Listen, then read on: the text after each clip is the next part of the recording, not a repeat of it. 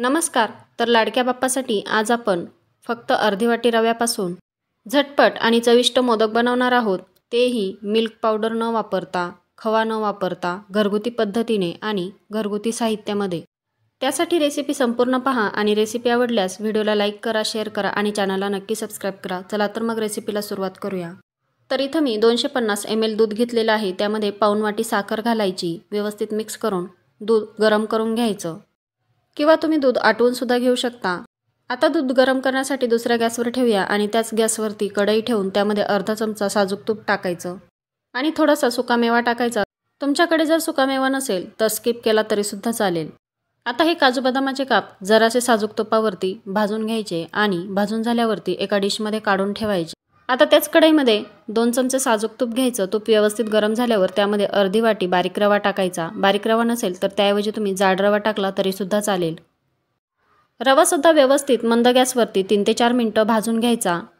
3-4 मिनिटं रवा व्यवस्थित भाजून झाल्यावरती त्यामध्ये अर्धी वाटी बेसनपीठ टाकायचं आणि मंद गॅसवरती बेसनपीठ सुद्धा व्यवस्थित भाजून घ्यायचं. बेसनपीठाचा कच्चेपणा निघून गेला पाहिजे आणि बेसनपीठामध्ये थोड्याफार जर गोठळ्या तयार झालेल्या असतील तर त्यासुद्धा मध्ये मध्ये फोडून घ्यायच्या. सतत मिक्स करत बेसनपीठ भाजून घ्यायचं, नाहीतर बेसनपीठ लवकर करपतं. आता यामध्ये जे आपण दूध उकळवलेलं आहे ते दूध टाकायचं आणि व्यवस्थित मिक्स करून घ्यायचं. दूध टाकल्यावर लगेचच मिक्स करायचं, जास्त वेळ थांबायचं नाही, नाहीतर पिठाच्या लगेच गोठळ्या तयार होतील. सतत मिक्स करत हे सर्व मिश्रण आटवून घ्यायचं, म्हणजेच घट्ट करून घ्यायचं. आणि आता यामध्ये 2 चमचे ओल्या नारळाचा चव घालायचा किंवा नसेल तर डेसिकेटेड कोकोनट टाकलं तरीसुद्धा चालेल किंवा काहीही नसेल नाही टाकलं तरीसुद्धा चालेल. आता हे सर्व व्यवस्थित मिक्स करून घ्यायचं आणि आता तुम्ही पाहू शकता मिश्रण घट्ट व्हायला सुरुवात झालेली आहे. आता इथं तुम्ही पाहू शकता मिश्रण व्यवस्थित मिक्स झालेलं आहे.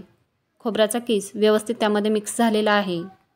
आता हे सर्व मिश्रण एका ताटामध्ये काढून घ्यायचं आणि त्यामध्ये अर्धा चमचा वेलची पावडर टाकायची. वेलची पावडर नसेल तर जायफळ किसून टाकलं तरीसुद्धा चालेल. आणि आता हे सर्व मिश्रण व्यवस्थित मिक्स करून घ्यायचं उलथानाच्या मदतीनेच किंवा चमच्याच्या मदतीने, कारण सुरुवातीला मिश्रण खूप जास्त गरम असतं. आता मिश्रण थोडंसं थंड झाल्यावरती हातानेच व्यवस्थित एकजीव करून घ्यायचं, मिक्स करून घ्यायचं. आणि आता तुम्ही पाहू शकता मिश्रण व्यवस्थित एकजीव झालेलं आहे. अगदी त्याचा गोळा तयार झालेला आहे, जसा आपण कणकेचा तयार करतो अगदी तसाच. आता मोदकाच्या साच्याला तेल किंवा तूप लावून घ्यायचं आणि त्यामध्ये थोडेसे ड्रायफ्रूट्सचे काप टाकून घ्यायचे, म्हणजे मोदक दिसायला अगदी दुकानच्या मोदकासारखा आकर्षक दिसेल.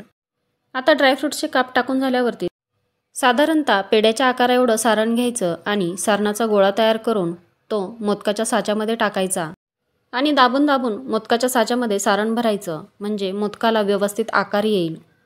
जास्तीचं सारण बाहेर आलेलं असेल तर ते काढून टाकायचं आणि साचा खोलून बघायचा तर मोदक तयार आहे. इथं मी सर्व मोदक बनवून घेतलेले आहे. जसं मी तुम्हाला व्हिडिओत दाखवलं अगदी त्याचप्रमाणे तुम्ही पाहू शकता अगदी आकर्षक मोदक बनवून तयार आहेत.